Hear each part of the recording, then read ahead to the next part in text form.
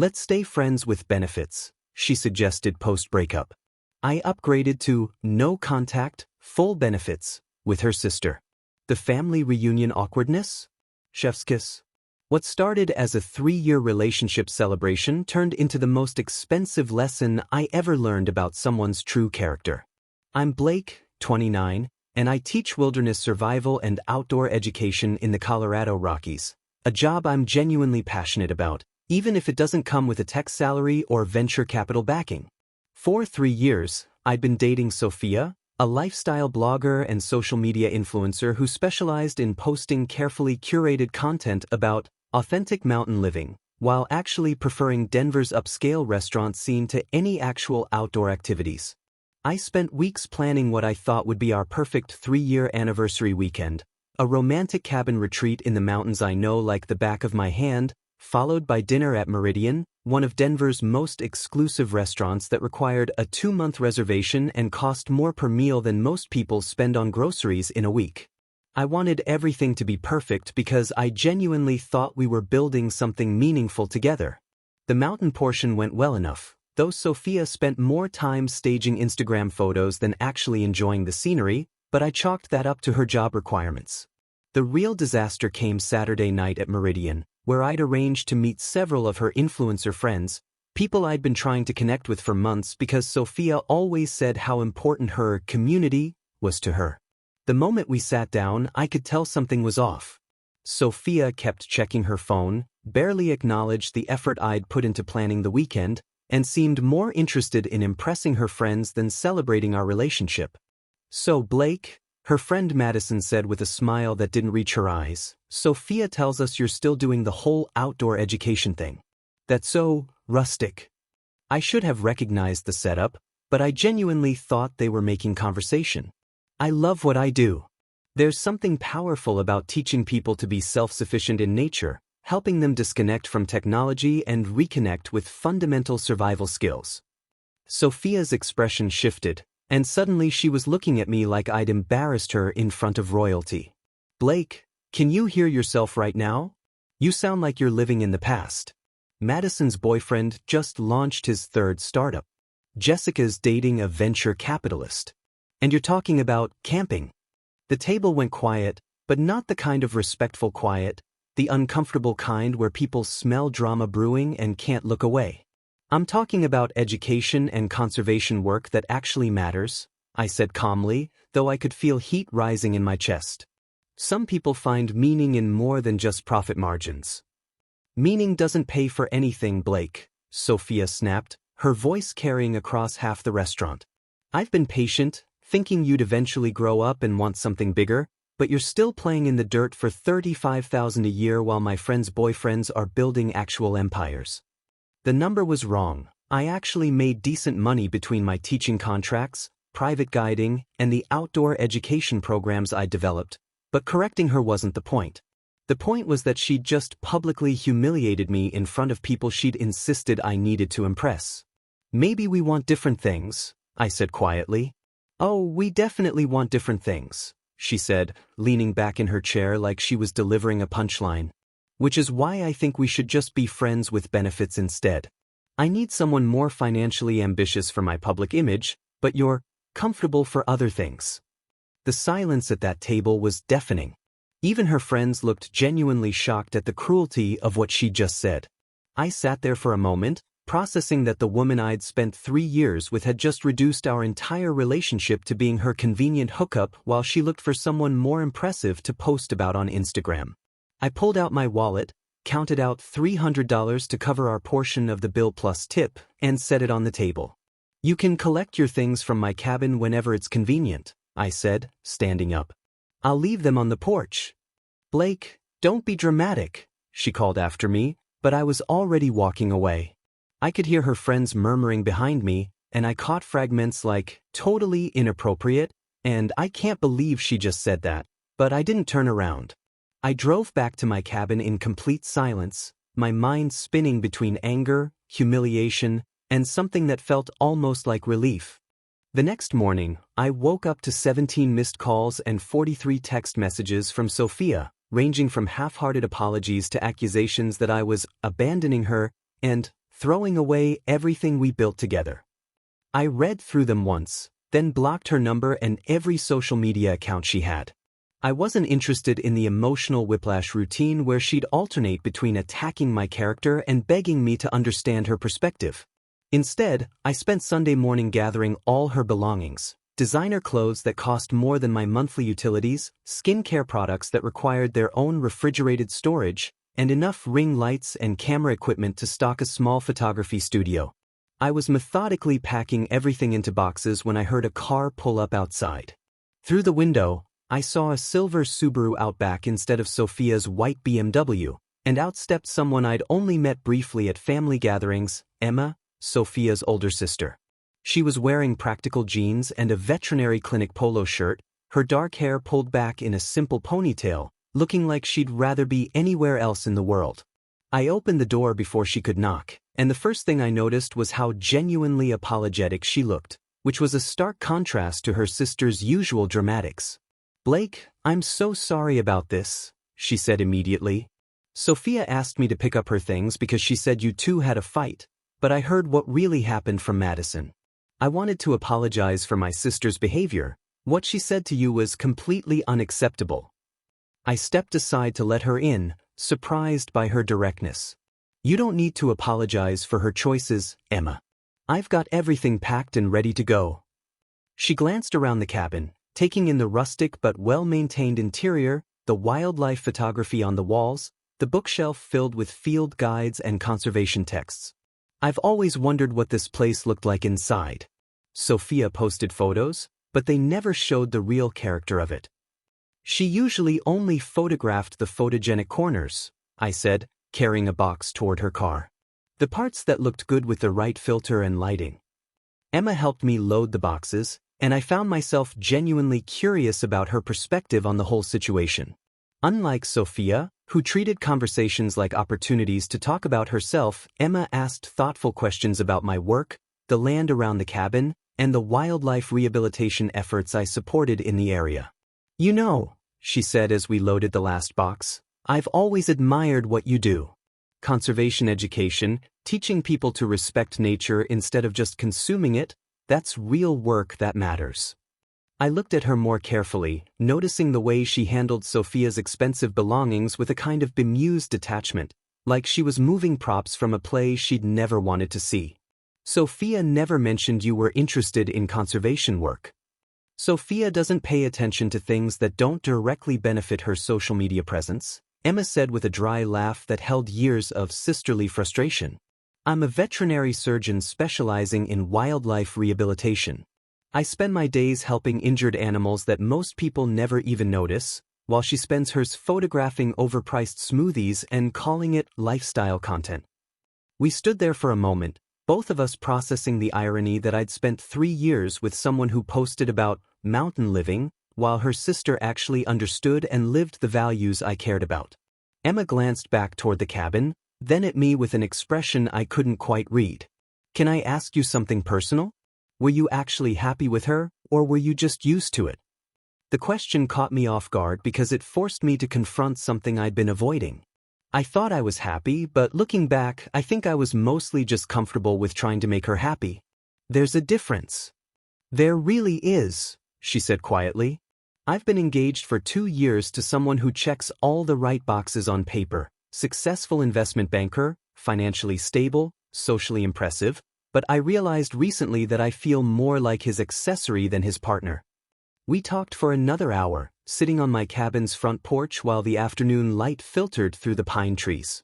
Emma told me about her work with injured wildlife, her frustrations with a fiancé who saw her career as a phase she'd outgrow, and her growing realization that she'd been settling for someone who looked good on paper instead of someone who actually understood her values. I found myself sharing things I'd never talked about with Sophia: my long-term plans for expanding my education programs, my research into sustainable tourism practices, my genuine passion for conservation work that went far beyond just playing in the dirt.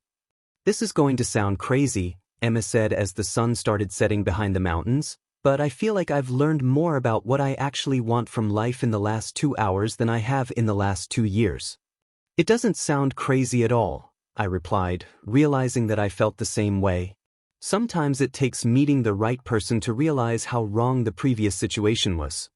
She smiled, the first genuinely happy expression I'd seen from anyone in Sophia's family. Would it be completely inappropriate if I asked whether you'd like to have dinner sometime?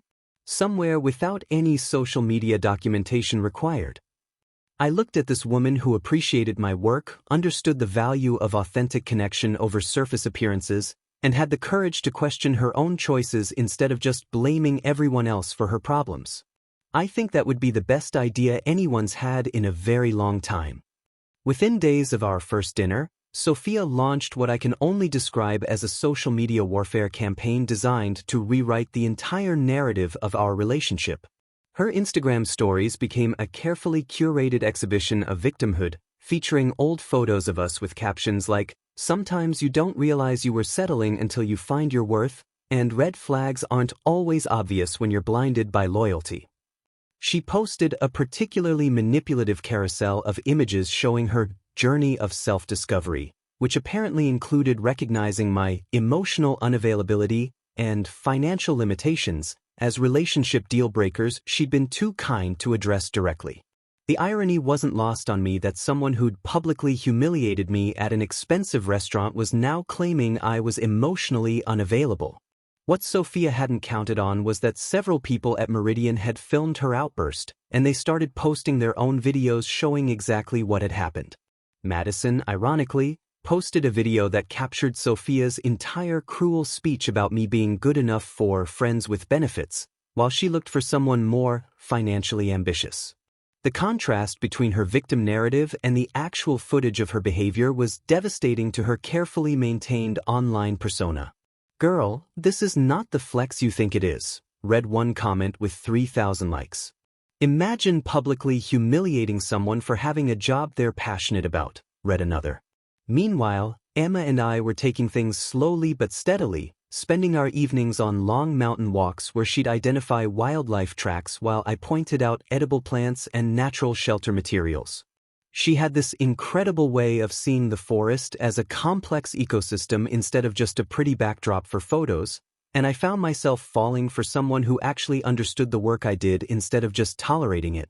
Our second date was at the Wildlife Rehabilitation Center where she worked, and watching her carefully examine an injured hawk while explaining the treatment process made me realize I'd never been with someone whose intelligence and competence genuinely impressed me. This is what passion looks like, I thought, watching her gently immobilize the bird's wing while discussing the rehabilitation timeline. Not whatever Sophia was performing for her followers. Emma was dealing with her own relationship reckoning. Her fiancé, Marcus, had apparently not taken her growing distance well and was pressuring her to set a wedding date while simultaneously dismissing her concerns about their fundamental incompatibility. "He keeps saying I'm overthinking things," she told me during a particularly honest conversation while we prepared dinner at my cabin. "Like wanting to feel understood and valued by your partner is some kind of unrealistic expectation." "That's not overthinking," I said, watching her efficiently chop vegetables with the same careful precision she used for everything. "That's having standards." The contrast between Emma's thoughtful approach to life and Sophia's performative existence became more apparent every day. Where Sophia had demanded constant validation and expensive gestures, Emma insisted on splitting dinner checks and genuinely listened when I talked about expanding my wilderness education programs into environmental conservation initiatives. She even offered her veterinary expertise for the wildlife component, suggesting partnerships that could benefit both our professional goals. 3 weeks into whatever we were building together, Sophia's social media strategy backfired spectacularly when Jessica, one of her influencer friends, posted her own video from that night at Meridian. "Y'all need to see what actually happened," Jessica wrote, "because this victim narrative isn't matching the receipts." Her video showed Sophia not only humiliating me but also being dismissive and rude to the restaurant staff, demanding they retake photos of her meal multiple times and complaining loudly about the lighting ruining her content. The comments section became a brutal dissection of Sophia's character, with former followers sharing their own stories of her entitled behavior at events and brand partnerships. She made my photographer friend reshoot her pictures for 2 hours because the sunset wasn't golden hour enough, one person wrote. Then refused to pay the agreed rate because she wasn't happy with how her outfit looked. Emma showed me some of the fallout during one of our dinners, not out of malice but because she thought I should know how dramatically public opinion had shifted. I almost feel bad for her, Emma said, scrolling through comments that were genuinely harsh. Almost. But then I remember how she treated you, and how she's always treated service workers and anyone she considers beneath her social status. She made her choices, I replied, realizing I genuinely felt more relief than vindication. I'm just grateful I'm not dealing with the aftermath of being associated with that behavior anymore. What I hadn't expected was how Sophia's public downfall would actually benefit my own professional reputation. The videos of me remaining calm and respectful while being publicly berated started getting shared in different contexts, with people praising my composure under pressure. I received several inquiries about corporate team-building programs, with companies specifically mentioning they wanted someone who could handle difficult situations with professionalism. Wilderness survival skills apparently include surviving social media drama, Emma joked when I told her about a particularly lucrative contract offer from a tech company that wanted leadership training in outdoor settings. Maybe Sophia accidentally did you a favor by showing everyone how you handle adversity. Our relationship was developing into something I'd never experienced before, partnership based on mutual respect, shared values, and genuine compatibility instead of just physical attraction and social convenience. Emma's intelligence challenged me to think more deeply about conservation issues, while my knowledge of sustainable outdoor practices complemented her wildlife rehabilitation work in ways that benefited both our careers. I broke up with Marcus yesterday. She told me 6 weeks after we'd started seeing each other, her voice steady but relieved. He said I was making a mistake, that I'd never find someone who could provide the lifestyle he offered. How do you feel about that? I asked, though her relaxed posture already gave me the answer. Like I finally stopped trying to fit into someone else's idea of what my life should look like, she said, reaching across the table to take my hand. Turns out I'd rather build something authentic with someone who actually sees me than maintain something impressive with someone who sees me as an accessory. The social media fallout continued to snowball in ways that completely dismantled Sophia's carefully constructed influencer persona. Her former friends began posting their own stories about her behavior, creating a domino effect that revealed years of entitled treatment toward anyone she considered beneath her status. Madison shared screenshots of group chats where Sophia had mocked restaurant servers, complained about having to tip, and demanded free products from small businesses in exchange for exposure that never materialized into actual sales. Jessica posted a video compilation of Sophia's demands during their various collaborations, including footage of her screaming at a photographer for not making her look aspirational enough and refusing to pay agreed rates because the final images didn't meet her impossible standards. The most damaging revelation came when several brand representatives started sharing their own experiences with Sophia's unprofessional behavior, including missed deadlines, last-minute cancellations, and attempts to renegotiate contracts after work was already completed. Her engagement rates plummeted as followers realized they'd been supporting someone whose online persona was completely fabricated, built on the exploitation of service workers and manipulation of business relationships. Meanwhile, Emma and I were discovering just how compatible our professional goals actually were. During one of our evening walks through the mountain trails near my cabin, she mentioned her frustration with the limited funding for wildlife rehabilitation programs, while I'd been struggling with the seasonal nature of my wilderness education contracts. What if we combined our expertise? She suggested, stopping to examine tracks from what looked like an injured deer. Environmental education programs that include wildlife rehabilitation components, teaching people about conservation through hands-on experience with actual animals. The idea was brilliant, addressing both our professional challenges while creating something neither of us could accomplish alone. We spent hours developing proposals for integrated programs that would teach sustainable outdoor practices alongside wildlife care, appealing to both environmental education markets and veterinary training programs. Our first joint presentation to a potential corporate client went better than either of us had dared hope, resulting in a contract worth more than I'd made in the previous 6 months. Emma's scientific approach to animal behavior complemented my practical knowledge of outdoor survival in ways that impressed clients looking for comprehensive team-building experiences. "You too have something special here," the corporate training director told us after watching Emma rehabilitate an injured owl while I demonstrated sustainable camping techniques. "This isn't just education, it's transformation." What we hadn't expected was Sophia's reaction when she discovered Emma and I were not only dating but also working together professionally. The news reached her through mutual friends who were impressed by our joint conservation programs, and her response was swift and predictably manipulative. She called Emma directly, bypassing my blocked number, demanding to know how long we'd been sneaking around behind her back, and threatening to expose private details about my past unless Emma ended the relationship immediately. "She's completely lost it," Emma told me after hanging up on what had apparently been a 30-minute tirade filled with accusations, threats, and increasingly desperate manipulation tactics. "She's claiming you manipulated me as revenge against her, that I'm just a rebound she's protecting me from, and that our family doesn't understand what kind of person you really are." The threats escalated when Sophia showed up unannounced at Emma's parents' house, demanding a family meeting to expose the truth about my character and our relationship. What she hadn't counted on was that Emma had already told her parents everything about both my relationship with Sophia and our developing partnership, including playing them the restaurant videos that showed exactly how Sophia had treated me. She stood in our living room for 20 minutes screaming about how I'd stolen her boyfriend and destroyed her life, Emma's mother told me later with barely concealed disgust. Then demanded that we choose sides and cut Emma off unless she stopped seeing you. "What did you tell her?" I asked, genuinely curious how parents would handle such an impossible situation. "We told her that after seeing how she treated you at that restaurant, we were grateful Emma had found someone with integrity," her father said firmly. "And that if anyone needed to be cut off from this family, it wasn't Emma."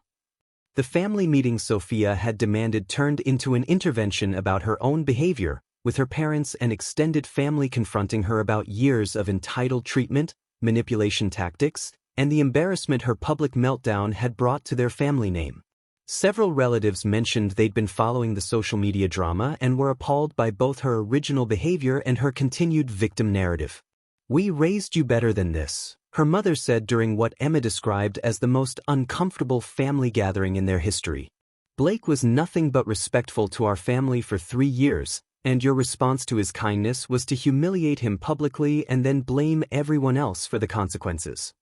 Sophia's final desperate move was threatening legal action, claiming Emma had interfered with her relationship and that I was guilty of emotional manipulation for dating her sister.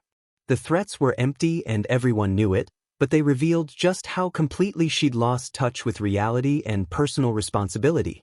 "She's making herself look worse with every move," Emma observed after we received a cease and desist letter from some bargain bin lawyer who'd clearly taken the case without understanding the actual facts. "At this point, she's just documenting her own instability." The most satisfying moment came when Emma's extended family, who'd been watching the entire drama unfold, started openly supporting our relationship and professional partnership. Her grandmother, a formidable woman who'd built her own veterinary practice in the 1960s, pulled me aside at a family barbecue to tell me she'd never seen Emma so happy or professionally fulfilled. "Sophia was always concerned with what things looked like," she said with the blunt honesty of someone who'd lived long enough to spot nonsense immediately. "Emma cares about what things actually are, and so do you, which is why this works." Sophia's legal threats quickly escalated into an embarrassing spectacle that revealed just how disconnected from reality she'd become. Her lawyer, clearly working with incomplete information, sent a demand letter claiming I owed her compensation for emotional damages and that my cabin represented a shared residence, where she had property rights despite never contributing a single payment toward the mortgage, utilities, or maintenance. The letter also alleged that Emma had tortiously interfered with our relationship, apparently unaware that Sophia had publicly ended things herself at an expensive restaurant while suggesting we become friends with benefits. My response was swift and comprehensive, thanks to my naturally organized record-keeping habits that Sophia had always mocked as obsessive. I provided bank statements showing every mortgage payment, utility bill, and maintenance expense I'd covered alone, along with documentation proving Sophia had never been on any lease, deed, or legal document related to the property. Her own social media posts became evidence against her claims, particularly the restaurant videos and her subsequent posts about recognizing red flags and finding someone more financially ambitious. The lawyer dropped her case within 2 weeks, probably after realizing his client had no legal standing and had essentially documented her own misconduct through social media. I've never seen someone torpedo their own legal case so thoroughly, Emma laughed when we received the withdrawal notice. She literally created a public record of ending the relationship herself and then tried to claim you damaged her emotionally by respecting her decision. What I hadn't anticipated was how the public documentation of my professionalism under pressure would actually benefit my business in unexpected ways. The restaurant videos had gone viral in professional development circles, with management consultants using them as examples of grace under pressure and conflict resolution. Several major corporations reached out specifically because they'd seen how I handled being publicly berated while maintaining complete composure and respect. We need someone who can teach our executives that level of emotional regulation, the head of human resources at a Fortune 500 company told me during a consultation call. Your response to that situation showed exactly the kind of leadership skills we want our people to develop. The contracts started rolling in faster than I could handle alone, leading to the expansion I'd been dreaming about for years. Emma's veterinary expertise became integral to the programs, as companies wanted comprehensive team-building experiences that included both survival skills and wildlife education components. Our joint presentations impressed clients looking for innovative approaches to leadership training, environmental responsibility, and stress management. You too have created something completely unique, a corporate training director told us after a particularly successful 3-day program. The combination of practical survival skills and animal behavior psychology creates breakthrough moments we've never seen in traditional team-building exercises. Meanwhile, Sophia's influencer career continued its spectacular collapse as brands distanced themselves from the negative publicity. Her follower count dropped by 60% as people realized they'd been supporting someone whose entire persona was built on manipulation and entitlement. The final blow came when several major brands publicly announced they were ending partnerships due to misalignment with company values, corporate speak for not wanting to be associated with someone who treated service workers like garbage. Her desperate attempts to rebrand herself as a vulnerability and growth influencer fell flat when her audience remembered exactly how she'd treated people during her rise to minor internet fame. The comment sections of her posts became brutal reminders of her behavior, with former followers sharing their own experiences of her entitled treatment during brand events and collaborations. Remember when you made that photographer reshoot your content for 3 hours because the lighting wasn't golden hour enough, and then refused to pay? One comment read with hundreds of likes. This whole growth journey thing is just another performance. Emma and I were building something real while Sophia was desperately trying to rebuild something that had always been artificial. Our conservation programs were getting recognition from environmental organizations, leading to partnerships with national parks and wildlife refuges that expanded our reach beyond corporate training into genuine conservation education. What you two are doing is exactly what environmental education needs, the director of a major wildlife sanctuary told us during a site visit. Combining practical skills with scientific knowledge creates lasting behavioral change that traditional awareness campaigns can't achieve. The most satisfying professional moment came when we were invited to present our integrated programs at a national conservation conference, speaking to an audience of scientists, educators, and policymakers who genuinely understood the value of what we were building. Emma's presentation on wildlife rehabilitation techniques combined with my demonstration of sustainable survival practices received a standing ovation and led to consulting opportunities with federal environmental agencies. This is what success actually looks like, Emma said as we drove home from the conference, our calendar full of meaningful projects that would benefit both wildlife conservation and environmental education. Not follower counts or brand partnerships, but work that actually matters and creates positive change. Sophia made one final desperate attempt to insert herself into our success, showing up unannounced at one of our corporate training sessions with some story about being a wildlife photography influencer who wanted to collaborate on content. The irony of someone who'd mocked my outdoor career trying to leverage our success for her own rehabilitation wasn't lost on anyone present, especially since she was clearly terrified of the injured hawk Emma was demonstrating rehabilitation techniques with. "I think there's been a misunderstanding," I told her calmly while the corporate clients watched this bizarre interruption unfold. "This is a closed professional training session, and we don't have any partnerships available with content creators." Her face went through several expressions before settling on humiliated rage, but she left without causing a scene, probably realizing that any dramatic behavior would only further damage her already destroyed reputation. "Was that really your ex-girlfriend?" one of the executives asked after she left. "Because that was wildly inappropriate professional behavior. That was someone who never understood the difference between real work and performance," I replied, watching Emma expertly handle the hawk while explaining wildlife rehabilitation protocols to genuinely interested professionals.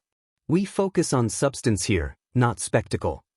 6 months after that disastrous anniversary dinner at Meridian, Emma and I had built something I'd never imagined possible: a thriving conservation business, a relationship based on genuine partnership, and the kind of personal happiness that comes from being with someone who actually values what you bring to the world.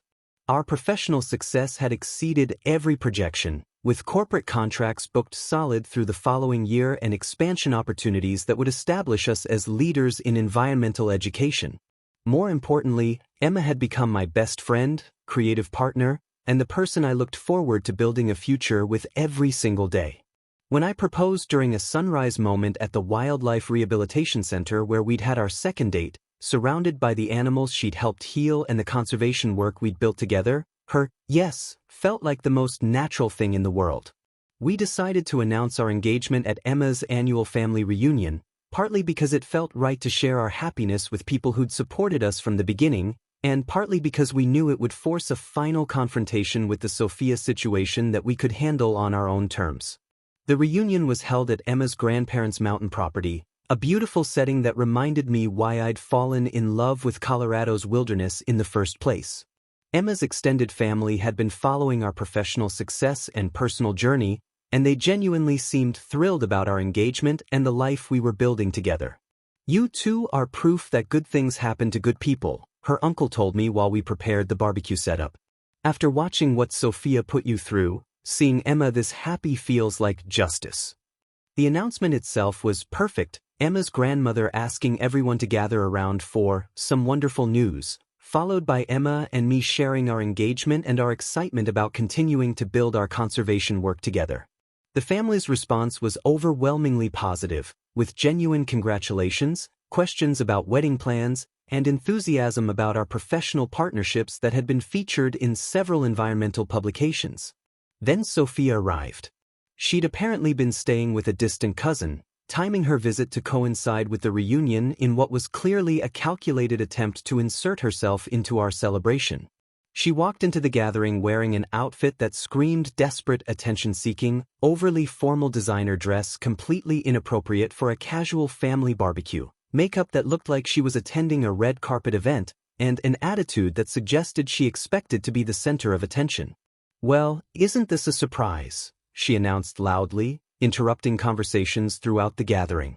"My sister's engagement party, and nobody thought to mention it to me directly." The silence that followed was profoundly uncomfortable, but not in the way she'd probably hoped. Instead of creating drama that would focus attention on her grievances, she just reminded everyone present exactly why she'd been excluded from the announcement in the first place. Emma's response was perfect, calm, direct, and completely unbothered by the attempted manipulation. "Sophia, we're celebrating our engagement with family who've supported our relationship. You're welcome to congratulate us or leave, but you're not welcome to create drama at our celebration." "Our relationship?" Sophia's voice cracked with a mixture of disbelief and desperate anger. "He was my boyfriend for 3 years before you decided to steal him as revenge for whatever imaginary slight you think I committed against you. The accusation was so absurd that several family members actually laughed, not cruelly but with the kind of disbelief that comes from witnessing someone completely rewrite obvious history. Emma's father, a man who'd been quietly observing the situation, stepped forward with the kind of authority that comes from years of dealing with difficult situations in his law practice. "Sophia, we all saw the videos of how you treated Blake at that restaurant," he said firmly. "You ended your relationship publicly and cruelly, suggesting he become your friend with benefits while you looked for someone more financially impressive. Emma and Blake built their relationship after you'd already thrown yours away." "That's not what happened," Sophia protested, but her voice lacked conviction because everyone present knew exactly what had happened. "Blake manipulated Emma as revenge against me because he couldn't handle being rejected by someone out of his league." The desperation in her voice was obvious to everyone, but what happened next was even more telling. Instead of the family drama she'd clearly hoped to create, she faced a wall of unified disapproval from relatives who'd watched her behavior escalate over the previous months. Emma's mother, typically diplomatic in family situations, addressed Sophia with barely concealed disgust. "We're ashamed of how you've behaved throughout this entire situation," she said quietly. "Blake showed our family nothing but respect for 3 years, and your response was to humiliate him publicly and then blame everyone else for the consequences. Emma found someone who treats her with the kindness and respect she deserves, and we're grateful for that." The intervention wasn't planned, but it was thorough. Relative after relative shared their observations about the contrast between Blake's respectful behavior and Sophia's entitled demands, her treatment of family events as photo opportunities rather than genuine celebrations, and her pattern of manipulation whenever things didn't go exactly her way.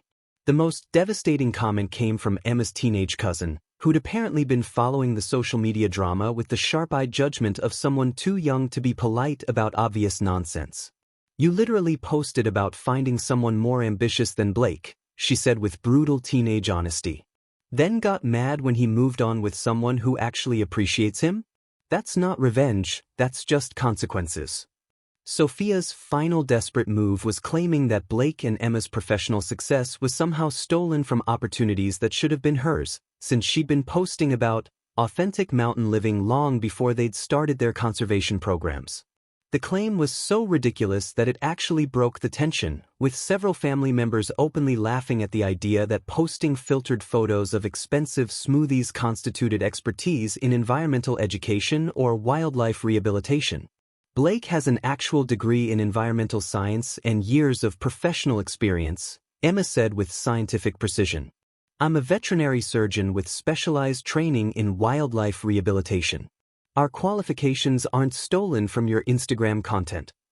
The celebration resumed after Sophia left, but the real vindication came in the conversations that followed.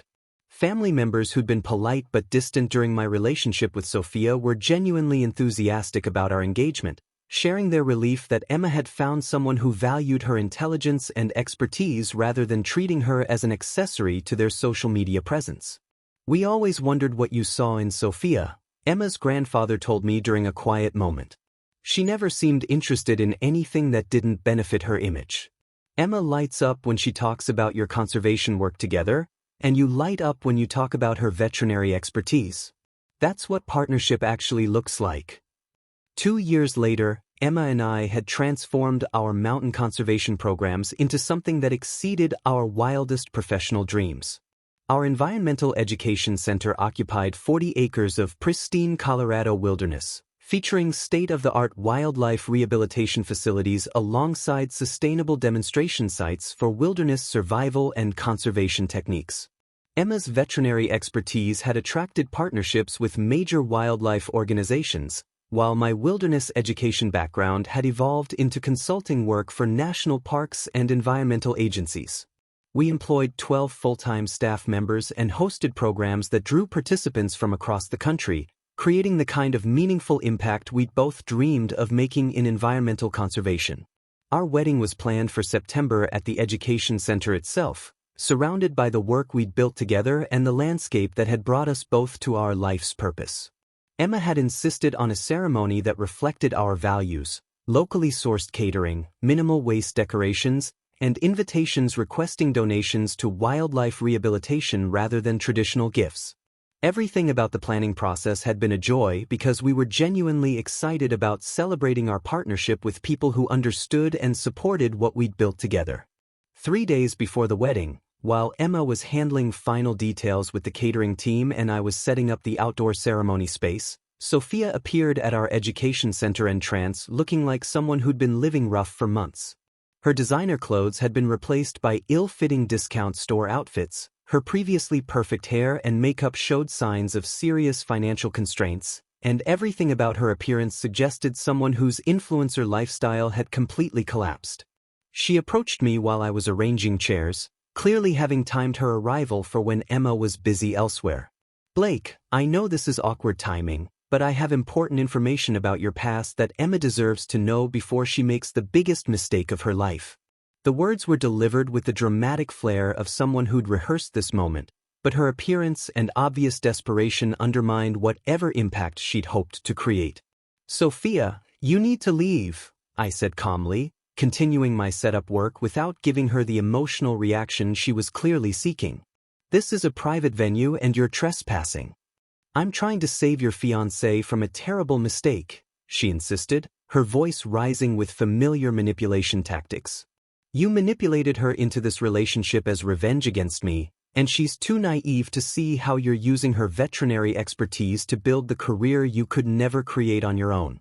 The accusations were so absurd and disconnected from reality that I almost laughed, but I could see she was building towards some kind of dramatic revelation that she believed would destroy our wedding. Behind her, I noticed Emma emerging from the catering tent with several family members who'd arrived early to help with preparations, all of whom could see and hear exactly what was happening. "Emma deserves to know that you're only marrying her because she has the professional credentials and family connections you needed to make your little wilderness fantasy successful," Sophia continued, apparently unaware that her intended victim was approaching. "I know about your financial problems before we broke up, your desperation to prove you weren't the failure I said you were." Emma reached our conversation area just as Sophia delivered what was clearly meant to be her devastating finale. "She needs to know that everything you've built together is just elaborate revenge against me for choosing someone more successful than you'll ever be." The silence that followed lasted long enough for everyone present to process the complete disconnect between Sophia's claims and the obvious reality of our successful business, strong relationship, and impending celebration. Emma's response was perfect, calm, intelligent, and delivered with the kind of scientific precision she brought to her veterinary work. "Sophia, unlike you, I actually know Blake's real character, including whatever flaws or challenges he's faced," she said evenly. "That's what real partnerships are built on. Understanding and accepting each other completely, not maintaining some perfect image for public consumption." She stepped closer to me, not defensively but with the confidence of someone who was genuinely secure in their relationship and life choices. "I know about his financial situation when you two were together, his struggles to build his business while supporting your lifestyle, and his decision to prioritize authentic work over impressive income. Those aren't secrets or manipulation tactics, they're exactly why I respect him."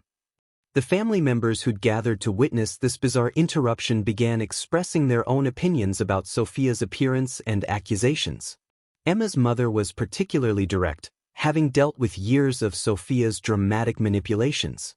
"You lost the right to have opinions about Emma's life choices when you publicly humiliated someone who'd shown your family nothing but respect," she said firmly. "Blake and Emma built something meaningful together, while you've apparently spent the last 2 years blaming everyone else for the consequences of your own behavior." What happened next revealed just how completely Sophia had lost touch with reality and social awareness. Instead of recognizing that her dramatic intervention had failed and leaving with whatever dignity remained, she doubled down with increasingly desperate accusations that made her look unstable rather than protective. "You're all being manipulated by someone who's using Emma's success to build the life he could never create on his own," she insisted, her voice becoming shrill with desperation. "Can't you see that he's everything I said he was? Unambitious, financially limited, emotionally unavailable?" Emma's teenage cousin, now 2 years older and even less tolerant of obvious nonsense, provided the final response that ended Sophia's dramatic performance.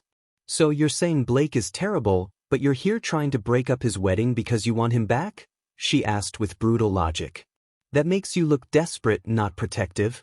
The comment crystallized exactly how pathetic Sophia's behavior appeared to everyone present. She'd spent 2 years claiming Blake was beneath her standards while simultaneously trying to destroy his happiness with someone else, revealing that her objections had nothing to do with protecting Emma and everything to do with her own inability to accept that he'd moved on successfully. Security arrived within minutes of Emma's call, professionally escorting Sophia from the property while she continued making increasingly unhinged accusations about manipulation and revenge. The entire incident lasted less than 20 minutes, but it provided the perfect closure to a chapter of our lives that had defined our early relationship. "Well, that was therapeutic," Emma said as we watched Sophia's car disappear down the mountain road. "Seeing her desperation compared to what we've actually built together makes me even more grateful for the choice we made to focus on substance over spectacle." Our wedding proceeded without any further drama, surrounded by people who genuinely understood and supported what we'd created together. The ceremony itself took place at sunset with Emma's rehabilitated hawks flying overhead, a perfect symbol of the conservation work that had brought us together and the life we were choosing to build as partners. During our vows, I looked at the woman who'd appreciated my environmental work from our first conversation, who'd contributed her expertise to make our shared dreams bigger than either of us could have achieved alone, and who'd chosen authenticity over social status at every decision point. "Thank you for seeing the value in building something real together," I said, meaning every word. Emma's response captured everything that made our partnership work. "Thank you for showing me what it looks like when someone loves your mind, your work, and your character instead of just your potential to enhance their image." As we celebrated with family and friends who'd supported our relationship from the beginning, I realized that Sophia's dramatic restaurant ultimatum 2 years earlier had been the best thing that ever happened to me.